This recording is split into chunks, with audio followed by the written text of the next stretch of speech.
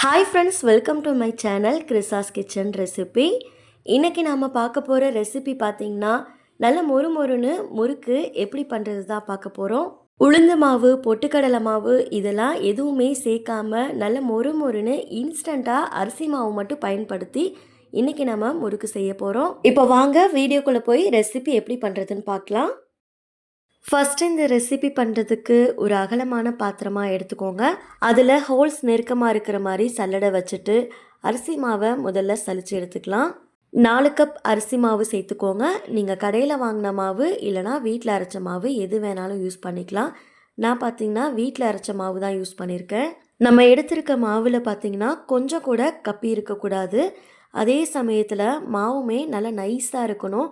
மாவு நரன்னு இருந்தது அப்படின்னா முறுக்கு சரியாக வராது, உடஞ்சி போயிடும். நீங்கள் மில்லில் கொடுத்து அரைச்சிருந்த மாவு நைஸாக இருக்குது அப்படின்னா இந்த முறுக்குக்கு நீங்கள் செய்ய பயன்படுத்திக்கலாம். இல்லைனா நீங்கள் கடை மாவு கூட யூஸ் பண்ணிக்கலாம். இப்போ பாருங்கள், மாவில் கொஞ்சம் கூட கப்பி இல்லாமல் மாவை நல்லா சலிச்சு எடுத்தாச்சு. அடுத்து இந்த மாவு கூடவே 1 டீஸ்பூன் எள்ளு சேர்த்துக்கோங்க. கூடவே 1 டீஸ்பூன் ஓமம், அரை டீஸ்பூன் ஜீரகம், 1/4 டீஸ்பூன் பெருங்காயத்தூள், தேவையான அளவுக்கு உப்பு சேர்த்துக்கோங்க. ஓமம் இருந்தால் சேர்த்துக்கோங்க, இல்லைனாலும் பரவாயில்ல. அடுத்து 1/4 கப் போல் பட்டரை உருக்கிட்டு சேர்த்துக்கோங்க. பட்டர் சேர்த்ததுக்கப்புறமா இதை ஒரு ஸ்பூன் வச்சு நல்லா கலந்து விட்டுக்கோங்க. கை பொறுக்கிற சூடு வந்ததுக்கப்புறமா மாவோட எல்லா பக்கமும் படுற மாதிரி நல்லா கையிலேயே பிசைஞ்சு கலந்து விட்டுக்கோங்க. பட்டர் அதிகமாக சேர்த்தாலும் முறுக்கு உடஞ்சிரும். நீங்கள் 1/4 கப் போல் சேர்த்துக்கோங்க. பட்டரை முதல்ல 1/4 கப் எடுத்துட்டு அதுக்கப்புறமா உருக்கிட்டு சேர்த்துக்கோங்க. நீங்கள் பட்டருக்கு பதிலாக நெய் கூட யூஸ் பண்ணிக்கலாம். இதை நல்லா கலந்ததுக்கப்புறமா இதில் கொஞ்சம் கொஞ்சமாக தண்ணி தெளித்து விட்டுட்டு மாவை நல்லா பிசைஞ்சு எடுத்துக்கோங்க. தண்ணி பார்த்திங்கன்னா நான் சுடுதண்ணி எதுவும் சேர்க்க கிடையாது, பச்சை தண்ணி தான் நார்மலாக சேர்த்துருக்கேன். கொஞ்சம் கொஞ்சமாக தண்ணி சேர்த்துட்டு மாவை நல்லா பிசைஞ்சு எடுத்துக்கோங்க. இப்போ பாருங்கள், மாவை நல்லா பிசைஞ்சு எடுத்தாச்சு. இந்த அளவுக்கு நல்லா சாஃப்டாக இருக்க மாதிரி பிசைஞ்சு எடுத்துக்கோங்க. மாவு ரொம்ப டைட்டாக இருந்தாலும் பிழியறதுக்கு சிரமமாக இருக்கும், அதனால் சாஃப்டாக பிசைஞ்சு எடுத்துக்கோங்க.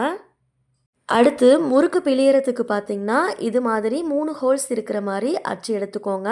அடுத்து நம்ம ரெடி பண்ண மாவுலேருந்து கொஞ்சமாக மாவு எடுத்துட்டு சிலிண்டர் ஷேப்புக்கு நல்லா உருட்டி எடுத்துக்கோங்க. முறுக்கு விளக்கில் ஃபுல்லாக எண்ணெய் அப்ளை பண்ணி விட்டுக்கோங்க. அடுத்து இந்த மாவை உள்ளே வச்சிடலாம். மாவு பார்த்திங்கன்னா 3/4 இருக்கிற மாதிரி வச்சுக்கோங்க, அப்போ தான் பிழியறதுக்கு ஈஸியாக இருக்கும். அடுத்து முறுக்கு பிழியறதுக்கு பார்த்திங்கன்னா பிளேட்டை இது மாதிரி கமுத்துட்டு அதில் எண்ணெய் தடவிக்கோங்க. அதுக்கு மேலே நம்ம முறுக்கு பிழிஞ்சு விட்டுக்கலாம். முறுக்கு பிழிஞ்சதுக்கப்புறமா கடைசியாக இருக்க மாவை மட்டும் கையில் ஜென்டிலாக அழுத்தி விட்டுருங்க. நம்ம எண்ணெயில் போட்டு எடுக்கும்போது உடையாமல் வரும். இப்போ இந்த பிளேட்டை நம்ம தலைகீழாக கமுத்தோம் அப்படின்னா மாவு கொஞ்சம் கூட பிளேட்டில் ஒட்டாமல் கையில் வந்துடும். இப்போ நம்ம முறுக்கை எண்ணெயில் போட்டு எடுத்துடலாம்.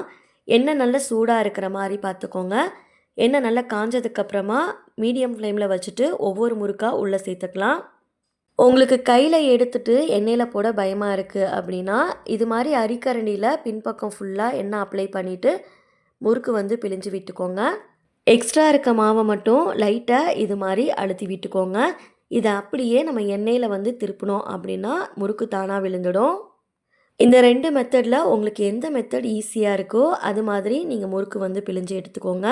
ஸ்டார்டிங்கில் நம்ம கையில் எடுத்து போடுறதுக்கு பயமாக தான் இருக்கும், ஆனால் நீங்கள் அதுவே பழக உங்களுக்கு ஈஸியாகிடும். முறுக்கு சேர்த்ததுக்கப்புறமா அடுப்பை மீடியம் ஃப்ளேம்லேயே வச்சுட்டு நல்லா வேக வச்சுக்கோங்க. ஒரு பக்கம் நல்லா வெந்ததுக்கப்புறமா அதை திருப்பி போட்டுக்கலாம். இதில் நம்ம அரிசி மாவு மட்டும் தான் சேர்த்துருக்கோங்கிறதால முறுக்கு கலராக வராது, வெள்ளையாக தான் இருக்கும். அகலமான கடாயாக யூஸ் பண்ணிக்கிட்டிங்க அப்படின்னா முறுக்கை நம்ம சீக்கிரமாக போட்டு எடுத்துடலாம். எண்ணெயோட சத்தம் கொஞ்சம் குறைய நீங்கள் அடுத்தடுத்த பக்கமாக முறுக்கை திருப்பி போட்டுட்டு நல்லா வேக வச்சு எடுத்துக்கோங்க.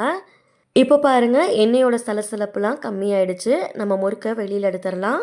இந்த முறுக்குக்கு நீங்கள் அரிசி மாவு கரெக்டான பக்குவத்தில் எடுத்துருந்தீங்க அப்படின்னா எண்ணெயில் போட்டு எடுக்கும்போது உங்களுக்கு பொடியாமல் வரும்.